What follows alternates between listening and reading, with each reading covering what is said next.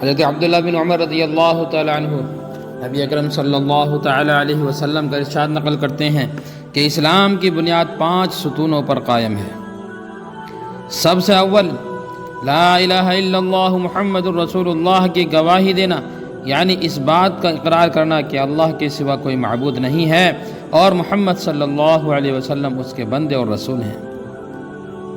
اس کے بعد نماز کو قائم کرنا، پھر زکوٰۃ ادا کرنا، پھر حج کرنا اور رمضان المبارک کے روزے رکھنا۔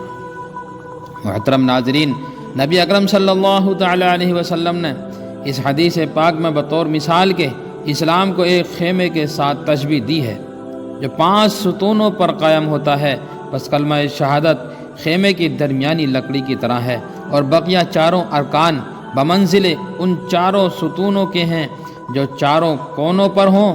اگر درمیانی لکڑی نہ ہو تو خیمہ کھڑا ہو ہی نہیں سکتا، اور اگر یہ لکڑی موجود ہو اور چاروں طرف کے کونوں میں سے کوئی سی لکڑی نہ ہو تو خیمہ تو قائم ہو جائے گا، لیکن جون سے کونے کی لکڑی نہیں ہوگی وہ جانب ناقص اور گری ہوئی ہوگی۔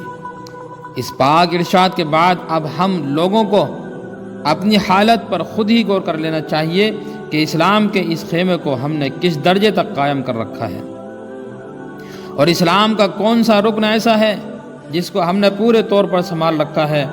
اسلام کے یہ 5 ارکان نہایت اہم ہیں، حتیٰ کہ اسلام کی بنیاد انہی کو قرار دیا گیا ہے، اور ایک مسلمان کے لیے بحیثیت مسلمان ہونے کے ان سب کا اہتمام نہایت ہی ضروری ہے، مگر ایمان کے بعد سب سے اہم چیز نماز ہے۔ حضرت عبداللہ بن مسعود رضی اللہ تعالیٰ عنہ کہتے ہیں کہ میں نے حضور صلی اللہ علیہ وسلم سے دریافت کیا کہ اللہ تعالیٰ شانہ کے یہاں سب سے زیادہ محبوب عمل کون سا ہے؟ ارشاد فرمایا کہ نماز۔ میں نے عرض کیا اس کے بعد کیا ہے؟ ارشاد فرمایا کہ والدین کے ساتھ حسن سلوک۔ میں نے عرض کیا اس کے بعد کون سا عمل ہے؟ ارشاد فرمایا جہاد۔ اس حدیث میں علماء کے اس قول کی دلیل ہے کہ ایمان کے بعد سب سے مقدم نماز ہے۔ اس کی تائید اس حدیث صحیح سے بھی ہوتی ہے جس میں ارشاد ہے الصلاۃ خیر موضوع، یعنی بہترین عمل جو اللہ تعالیٰ نے بندوں کے لیے مقرر فرمایا ہے وہ نماز ہے۔ حدیثوں میں بکثرت یہ مضمون صاف اور صحیح حدیثوں میں نقل کیا گیا ہے کہ تمہارے اعمال میں سب سے بہتر عمل نماز ہے۔ 5 صحابہ سے یہ حدیث نقل کی گئی ہے، حضرت ثوبان رضی اللہ تعالیٰ عنہ، حضرت ابن عمر رضی اللہ تعالیٰ عنہ، حضرت سلمہ رضی اللہ تعالیٰ عنہ، حضرت ابو امامہ رضی اللہ تعالیٰ عنہ، حضرت عبادہ رضی اللہ تعالیٰ عنہ، حضرت ابن مسعود رضی اللہ تعالیٰ عنہ و حضرت انس رضی اللہ تعالیٰ عنہ سے اپنے وقت پر نماز کا پڑھنا افضل ترین عمل نقل کیا گیا ہے۔ حضرت ابو ذر رضی اللہ تعالیٰ عنہ فرماتے ہیں کہ ایک مرتبہ نبی اکرم صلی اللہ تعالی علیہ وسلم سردی کے موسم میں باہر تشریف لائے اور پتے درختوں پر سے گر رہے تھے۔ آپ صلی اللہ علیہ وسلم نے ایک درخت کی ٹہنی ہاتھ میں لی اور اس کے پتے اور بھی گرنے لگے۔ آپ صلی اللہ علیہ وسلم نے ارشاد فرمایا، اے ابو ذر، مسلمان بندہ جب اخلاص سے اللہ کے لیے نماز پڑھتا ہے تو اس سے اس کے گناہ ایسے ہی گر جاتے ہیں جیسے یہ پتے درخت سے گر رہے ہیں۔ سردی کے موسم میں درختوں کے پتے ایسی کثرت سے گرتے ہیں کہ بعض درختوں پر ایک بھی پتا نہیں رہتا۔ نبی اکرم صلی اللہ علیہ وسلم کا پاک ارشاد ہے کہ اخلاص سے نماز پڑھنے کا اثر یہی ہے کہ اس کے سارے گناہ معاف ہو جاتے ہیں، ایک بھی نہیں رہتا۔ ابو عثمان رضی اللہ تعالیٰ عنہ کہتے ہیں کہ میں حضرت سلمان رضی اللہ تعالیٰ عنہ کے ساتھ ایک درخت کے نیچے تھا۔ انہوں نے اس درخت کی ایک خشک ٹہنی پکڑ کر اس کو حرکت دی جس سے اس کے پتے گر گئے۔ پھر مجھے کہنے لگے کہ ابو عثمان، تم نے مجھ سے یہ نہ پوچھا کہ میں نے یہ کیوں کیا؟ میں نے کہا بتا دیجئے یہ کیوں کیا؟ انہوں نے کہا کہ میں ایک دفعہ نبی اکرم صلی اللہ علیہ وسلم کے ساتھ ایک درخت کے نیچے تھا۔ آپ صلی اللہ علیہ وسلم نے بھی درخت کی ایک خشک ٹہنی پکڑ کر اسی طرح کیا تھا جس سے اس ٹہنی کے پتے جھڑ گئے تھے۔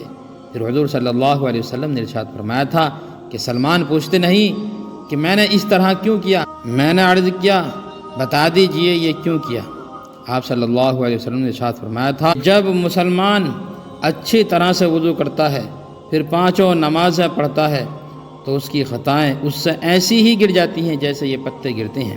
پھر آپ صلی اللہ علیہ وسلم نے قرآن کی آیت اقیم الصلاۃ طرفی النہار تلاوت فرمائی، جس کا ترجمہ یہ ہے کہ قائم کر نماز کو دن کے دونوں سروں میں اور رات کے کچھ حصوں میں، بے شک نیکیاں دور کر دیتی ہیں گناہوں کو، یہ نصیحت ہے نصیحت ماننے والوں کے لیے۔ حضرت ابو ہریرہ رضی اللہ تعالی عنہ نبی اکرم صلی اللہ تعالی علیہ وسلم سے نقل کرتے ہیں کہ آپ صلی اللہ علیہ وسلم نے ایک مرتبہ ارشاد فرمایا کہ بتاؤ اگر کسی شخص کے دروازے پر ایک نہر جاری ہو جس میں وہ 5 مرتبہ روزانہ غسل کرتا ہو، کیا اس کے بدن پر کچھ میل باقی رہے گا؟ صحابہ نے عرض کیا کہ کچھ بھی باقی نہیں رہے گا۔ حضور صلی اللہ علیہ وسلم نے ارشاد فرمایا کہ یہی حال 5 نمازوں کا ہے کہ اللہ جل شانہ اس کی وجہ سے گناہوں کو زائل کر دیتا ہے۔ حضرت جابر رضی اللہ تعالیٰ عنہ نبی اکرم صلی اللہ علیہ وسلم کا ارشاد نقل کرتے ہیں کہ 5 نمازوں کی مثال ایسی ہے کہ کسی کے دروازے پر ایک نہر ہو جس کا پانی جاری ہو اور بہت گہرا ہو، اس میں روزانہ 5 دفعہ غسل کرے۔ محترم حضرات، جاری پانی جو ہوتا ہے وہ گندگی وغیرہ سے پاک ہوتا ہے، اور پانی جتنا بھی گہرا ہوگا اتنا ہی صاف شفاف ہوگا۔ اسی لیے اس حدیث میں اس کا جاری ہونا اور گہرا ہونا فرمایا گیا ہے، اور جتنے صاف پانی سے آدمی غسل کرے گا اتنی ہی صفائی بدن پر آئے گی۔ اسی طرح نمازوں کی وجہ سے اگر آداب کی رعایت رکھتے ہوئے پڑھی جائیں تو گناہوں سے صفائی حاصل ہوتی ہے۔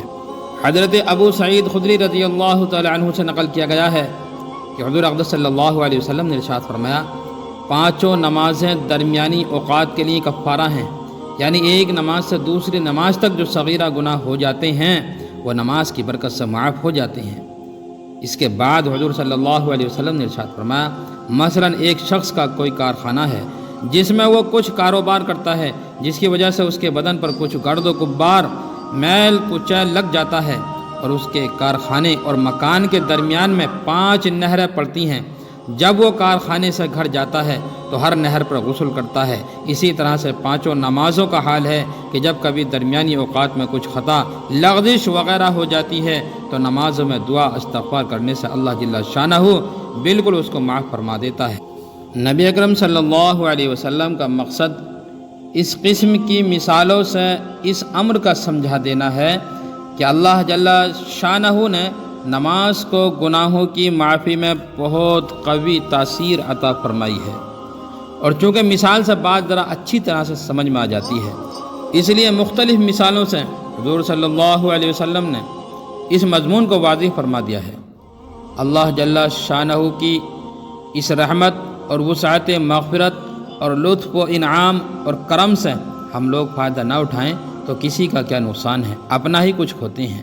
ہم لوگ گناہ کرتے ہیں، نافرمانیاں کرتے ہیں، حکم عدولیاں کرتے ہیں، تعمیل ارشاد میں کوتاہیاں کرتے ہیں۔ اس کا تقاضا یہ تھا کہ قادر عادل بادشاہ کے یہاں ضرور سزا ہوتی اور اپنے کیے کو بھگتتے، مگر اللہ کے کرم کے قربان کہ جس نے اپنی نافرمانیاں اور حکم عدولیاں کرنے کی تلافی کا طریقہ بھی بتا دیا ہے۔ اگر ہم اس سے نفع حاصل نہ کریں تو ہماری حماقت ہے۔ اللہ کی رحمت اور لطف تو عطا کے واسطے بہانے ڈھونڈتے ہیں۔ ایک حدیث میں ارشاد ہے کہ جو شخص سوتے ہوئے یہ ارادہ کرے کہ تہجد پڑھوں گا اور پھر آنکھ نہ کھلے تو اس کا ثواب اس کو ملے گا اور سونا مفت میں رہا۔ کیا ٹھکانہ ہے اللہ کے دین اور عطا کا، اور جو کریم اس طرح عطائیں کرتا ہو اس سے نہ لینا کتنی سخت محرومی اور کتنا زبردست نقصان ہے۔